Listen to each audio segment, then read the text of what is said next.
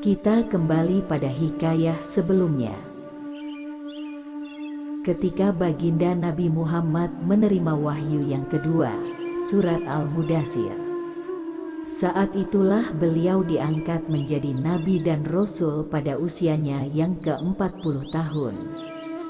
Setelah menjadi rasul, baginda Nabi Muhammad mulai berdakwah secara sembunyi-sembunyi. Demi keselamatan bersama, beliau hanya menyeru pada orang-orang yang diyakini dapat merahasiakan pesan yang dibawanya. Syekh Ibnu Ishaq dalam kitabnya Sirah Nabawiyah menjelaskan, dalam kurun waktu 3 tahun, baginda Nabi Muhammad berdakwah secara sembunyi-sembunyi. Dan beberapa orang yang masuk Islam pada periode ini adalah Sayyidah Khadijah istri tercintanya, Sayyidina Ali bin Abi Thalib, Abu Bakar, Zaid bin Haritsah, kemudian disusul oleh Waraqah, Sa'ad bin Abi Waqqas, Sayyidina Utsman, Zubair, Abdul Rahman bin Auf, Abdullah bin Mas'ud, dan beberapa orang budak termasuk Bilal bin Rabah. Setelah 3 tahun beliau berdakwah secara sembunyi-sembunyi, kemudian turunlah wahyu, Al-Quran Surat Al-Hijr ayat 94. Wasda' bima tu'mar wa a'rid 'anil musyrikin.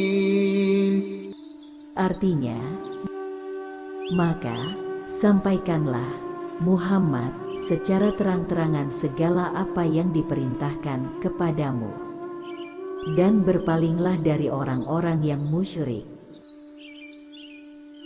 Itu berarti baginda Nabi Muhammad diperintahkan untuk menyampaikan dakwah secara terbuka.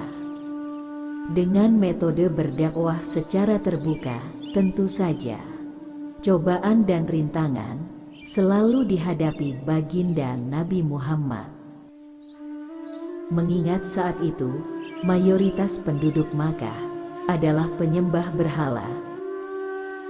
Sudah barang tentu, ajakan atau dakwah baginda Nabi Muhammad mendapat rintangan yang cukup keras.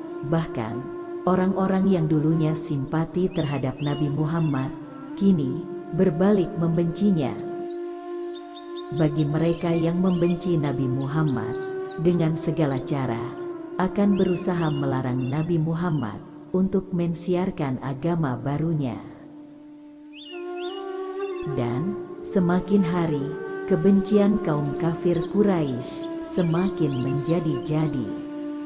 Namun, melalui dakwah terbuka ini, satu persatu, beberapa orang mulai menjadi mu'alaf. Melihat semakin banyaknya orang yang masuk Islam, masyarakat kafir Quraisy semakin gencar melancarkan teror dan permusuhan terhadap baginda Nabi Muhammad dan para sahabatnya. Akan tetapi, karena baginda Nabi masih di bawah perlindungan pamannya Abu Thalib, yang menjadi pemimpin suku Quraisy yang sangat disegani, maka secara terang-terangan mereka tidak berani mengganggunya. Begitu juga dengan beberapa sahabatnya yang memiliki keluarga. Mereka akan dilindungi oleh Abu Thalib dari teror dan intimidasi kaum kafir Quraisy. Tapi sayangnya, tidak semua sahabat Nabi memiliki keluarga, yang pada akhirnya, hampir setiap hari, mereka menjadi sasaran penganiayaan dan siksaan kaum kafir Quraisy. Seperti Bilal bin Rabah yang hampir mati karena dicambuk dan ditindih batu. Suhaib al-Rumi disiksa sampai sempat hilang ingatan. Mus'ab bin Umar yang disekap tanpa diberi makanan. Hibab bin al-Arad yang disiksa sampai punggungnya melepuh. Dan yang paling parah, Amr bin Yasir yang dipaksa melihat kedua orang tuanya dibunuh di depan matanya. Begitu juga dengan Nabi Muhammad. meskipun sudah mendapat jaminan dari pamannya Abu Tholib. Beliau masih saja mendapatkan cacian dan hinaan, bahkan secara fisik. Beliau disebut gila, sebagai tukang sihir, penyair atau tukang teluh. Ditertawakan dan didustakan, diludahi, bahkan sampai dilempari kotoran. Hingga memasuki tahun kelima kenabian, kekejaman kaum kafir Quraisy semakin menjadi-jadi. Siksaan yang sangat pedih hampir tiap hari dirasakan umat muslim. Melihat penindasan yang dialami pengikutnya, baginda Nabi Muhammad terlihat sangat sedih. Hingga terbesit dalam pikiran baginda Nabi tentang sosok Raja Habasyah atau Ethiopia yang bernama As-Somah An-Najasyah yang terkenal sangat adil dan bijaksana. Beliau yakin umat Islam di sana nanti akan mendapat keadilan dan diperlakukan dengan baik. Beliau pun meminta agar beberapa orang muslim untuk hijrah ke sana. Peristiwa hijrah yang pertama ini terjadi pada bulan Rajab tahun kelima kenabian, atau saat baginda Nabi Muhammad berusia 45 tahun. Umat Islam yang berangkat hijrah sebanyak 16 orang, terdiri dari 12 laki-laki dan 4 perempuan, dan rombongan hijrah yang pertama ini dipimpin oleh Sayyidina Utsman bin Affan. Di antara rombongan perempuan, ada putri baginda Nabi yang bernama Sayyidah Ruqayyah. Tentang Sayyidina Utsman dan Sayyidah Ruqayyah saat itu, baginda Nabi bersabda, mereka berdua adalah penduduk Baitul Haram pertama yang hijrah di jalan Allah setelah Ibrahim dan Lut.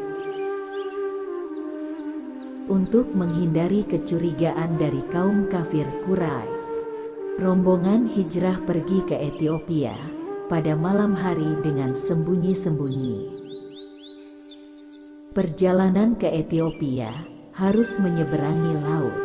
Beruntung, saat rombongan tiba di pelabuhan Syaibah, ada 2 kapal mau berangkat dengan tujuan Ethiopia. Rombongan pun menggunakan transportasi tersebut. Sementara orang-orang kafir Quraisy yang sempat memergoki aksi mereka, terlambat dan tidak bisa mengejarnya. Setelah hijrah ke Habasyah berhasil sukses, Nabi Muhammad kembali memerintahkan kaum muslimin untuk kembali hijrah ke Habasyah untuk yang kedua kalinya. Berbeda dengan hijrah yang pertama, kali ini dengan rombongan yang lebih besar. Jumlahnya hampir 100-an orang, terdiri dari 82 laki-laki dan 20 perempuan. Rombongan hijrah kali ini dipimpin oleh Ja'far bin Abu Tholib. Melihat banyaknya pengikut Nabi Muhammad yang hijrah atau mencari suaka ke Habasyah atau Ethiopia, kaum kafir Quraisy mengirim Amr bin As dan Abdullah bin Abi Robi'ah untuk bernegosiasi dengan Raja Habasyah dengan tujuan agar seluruh kaum muslimin yang berlindung di negerinya segera dipulangkan lagi ke kota Makkah. Kedua juru bicara, baik dari umat Islam ataupun utusan kaum kafir Quraisy, saling dipertemukan dan saling beradu argumen di hadapan sang raja, dan pada akhirnya sang raja memerintahkan kedua utusan kaum Quraisy untuk kembali ke kota Makkah. Bagi umat Islam, dipersilakan tetap tinggal dan sang raja As-Somah An-Najasyah menjamin keselamatan mereka dari siapapun yang mencoba mengganggunya. Di kota Makkah sendiri, kendati mendapat tekanan begitu keras, dakwah baginda Nabi terus berkembang dan pengikutnya semakin banyak. Melihat hal itu, kaum kafir Quraisy semakin marah dan sangat membenci baginda Nabi. Dengan segala cara, mereka terus berusaha bagaimana menghentikan Nabi Muhammad agar tidak terus menyampaikan risalah agama barunya. Kaum kafir Quraisy selalu membujuk dan mendatangi Abu Thalib agar mau menghentikan dakwah cucunya dengan agama barunya itu. Pernah suatu ketika, para petinggi kaum Quraisy mendatangi rumah Abu Thalib dan menawarkan dua pilihan kepadanya. Pertama, meminta Abu Thalib menyuruh keponakannya itu agar berhenti menyampaikan risalah agama barunya. Dan yang kedua, Abu Thalib mau menyerahkan keponakannya itu kepada kaum kafir Quraisy. Awalnya, Abu Thalib yang mendapat dua pilihan tersebut memberitahukan kepada Nabi Muhammad untuk menghentikan usaha dakwahnya. Namun atas dua pilihan tersebut, baginda Nabi Muhammad menjawabnya dengan bersabda,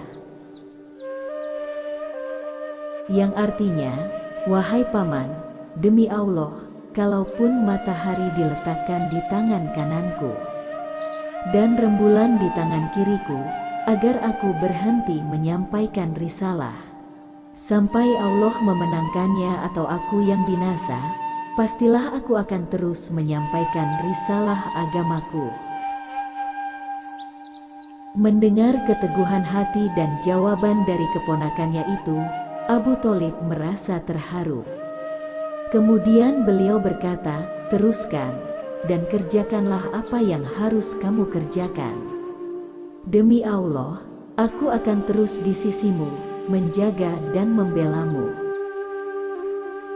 Abu Thalib bukan hanya sekedar paman, beliau memiliki andil cukup besar dalam menjaga dan melindungi baginda Nabi Muhammad dari kekejaman kaum kafir Quraisy. Bahkan ketika Nabi Muhammad berdakwah dan menyebarkan ajaran Islam di hadapan seluruh pemimpin dan pembesar kaum kafir Quraisy, Abu Thalib dengan lantang mendeklarasikan dirinya sebagai pelindung Nabi Muhammad dan akan menghadapi serta menghukum siapa saja yang berani menyakiti Nabi Muhammad. Melihat Abu Thalib yang mendeklarasikan dirinya sebagai pelindung Nabi Muhammad, para petinggi kafir Quraisy termasuk Abu Jahal dan Abu Lahab merasa ketakutan. Mereka sadar melawan Abu Thalib secara terang-terangan sama halnya dengan bunuh diri. Sudah menjadi tradisi di kalangan penduduk kota Makkah, ketika seseorang atau kelompok sudah mendapat jaminan keselamatan dari seorang pemimpin atau pembesar, maka tidak ada seorang pun berani mengganggunya. Karena barang siapa yang mengganggu atau menyakitinya, itu berarti ajakan perang kepada sang pemimpin. Perlu diketahui, jika petinggi atau pemimpin suatu klan atau bani sudah menjamin keselamatan seseorang dari gangguan warga sekitar, maka sang pemimpin akan mengerahkan semua pengikutnya, hartanya, bahkan nyawanya dan keluarganya akan benar-benar menjaga dan melindungi orang yang dijaminnya dari ancaman dan gangguan siapapun. Dan pada tahun ke-6 setelah kenabian, barisan umat Islam semakin kokoh dengan masuk Islamnya Sayyidina Hamzah dan Sayyidina Umar radhiyallahu anhuma. Melihat agama Islam semakin menyebar luas di kalangan kabilah-kabilah Quraisy, kaum kafir Quraisy semakin gencar mengatur siasat liciknya. Para pembesar kaum kafir Quraisy mulai melakukan siasat busuknya. Mereka mulai merencanakan konspirasi dengan cara membuat perjanjian atau pemboikotan kepada Bani Hashim dan Bani Abdul Muthalib selaku pelindung bagi Nabi Muhammad dan para pengikutnya. Ketika sudah mufakat dengan seluruh isi perjanjian tersebut, mereka menulisnya di sohifah atau surat perjanjian. Kemudian mereka bersumpah untuk senantiasa komitmen dengan isi perjanjian tersebut.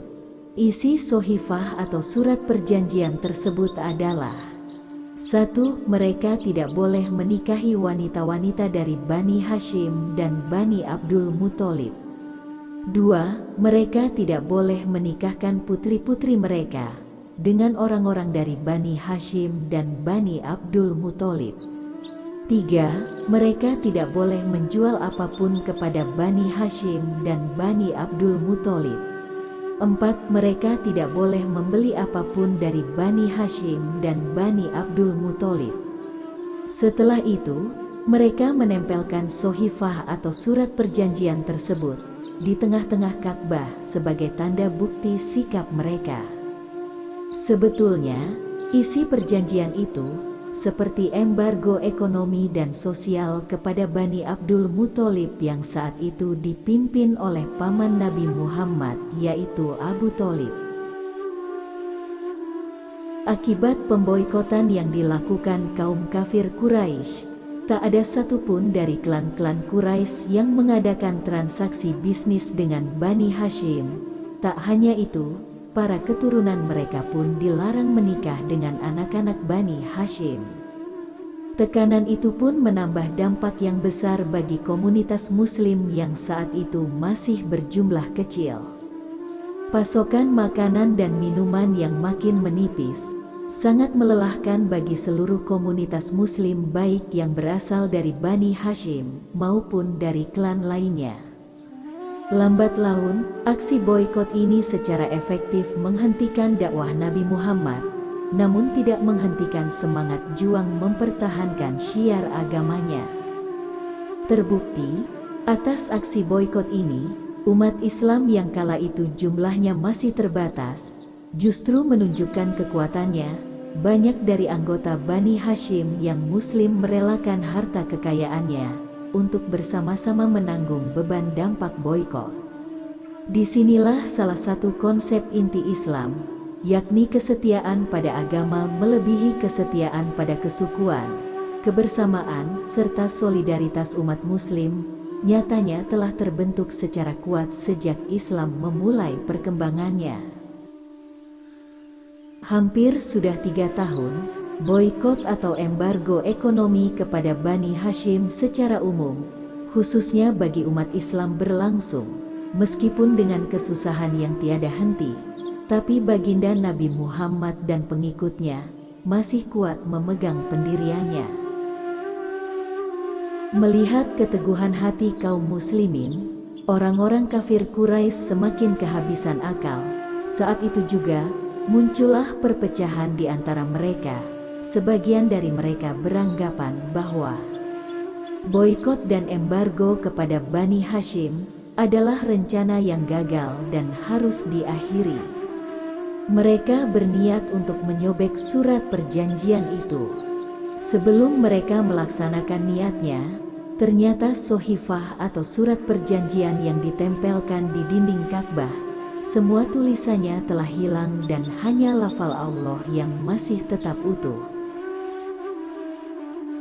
Dengan diturunkannya Sohifah atau surat perjanjian dari dinding Ka'bah, itu artinya boikot atau embargo kaum kafir Quraisy telah berakhir. Boikot dan embargo sendiri berjalan kurang lebih selama 3 tahun, dan itu terjadi kisaran 7-10 tahun setelah kenabian atau pada tahun 617-620 Masehi. Setelah berakhirnya boikot dan embargo kaum kafir Quraisy yang sangat tidak manusiawi, kini baginda Nabi dan seluruh pengikutnya kembali berdakwah, mensyiarkan agama Islam demi li'iqlali kalimatillah. Meskipun boikot kaum kafir Quraisy telah berakhir, tapi mereka masih tetap mengganggu, mengancam, bahkan usaha pembunuhan masih tetap dilakukan. Kendati demikian, karena beratnya cobaan saat pemboikotan bagi baginda Nabi dan seluruh pengikutnya, dengan berakhirnya pemboikotan itu sangat melegakan dan membahagiakan. Namun, kebahagiaan itu tidak berlangsung lama, karena di tahun itu juga paman beliau, Abu Tholib, yang selama ini mengasuh, membimbing dan menjaganya, meninggal dunia. Tak lama berselang, kurang lebih 3 bulan setelah wafatnya Abu Tholib, istri tercintanya, Sayyidah Khadijah, yang selama ini selalu setia di sisinya, mendampingi dan rela membelanjakan seluruh hartanya demi membantu dakwah baginda Nabi, juga meninggal dunia. Sudah barang tentu, kesedihan yang cukup mendalam dirasakan oleh baginda Nabi Muhammad. Bahkan, pada tahun itu, dinamakan Amul Husni atau tahun kesedihan. Bersama istrinya Sayyidah Khadijah, baginda Nabi Muhammad dianugerahi 6 orang anak, 4 perempuan dan 2 laki-laki.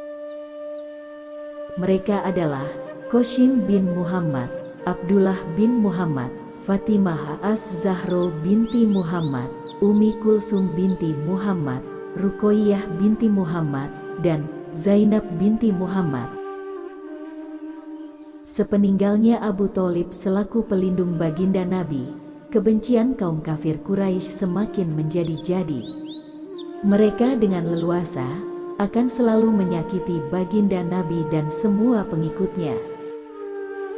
Karena kekejaman kaum kafir Quraisy semakin menakutkan, baginda Nabi akhirnya memutuskan untuk berdakwah dan hijrah ke daerah Thaif. Sungguh berat cobaan baginda Nabi di Thaif. Dakwah beliau bukannya mendapat respon yang baik, tapi malah mendapat perlakuan yang sangat menyedihkan.